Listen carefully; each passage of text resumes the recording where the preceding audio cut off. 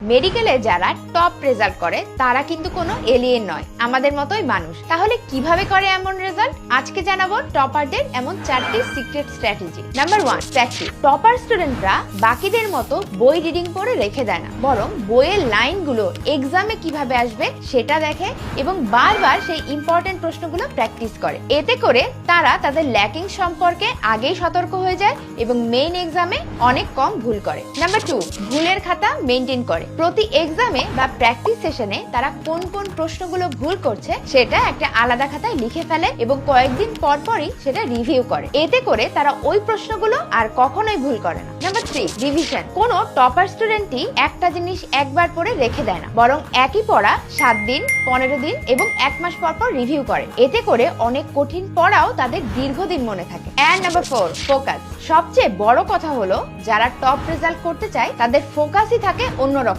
সময় নষ্ট হয় এমন কোনো কিছুকেই তারা তাদের ডেইলি রুটিনে অ্যালাউ করে না, বরং নিজের টার্গেটের প্রতি ফোকাস থেকে তারা সৎভাবে পরিশ্রম করে যায়। তুমিও যদি আজকে থেকে এই 4টি জিনিস ফলো করো তাহলে আনবিলিভেবল রেজাল্ট পাবে। এরকম হেল্পফুল ভিডিও আরো পেতে এখনই ফলো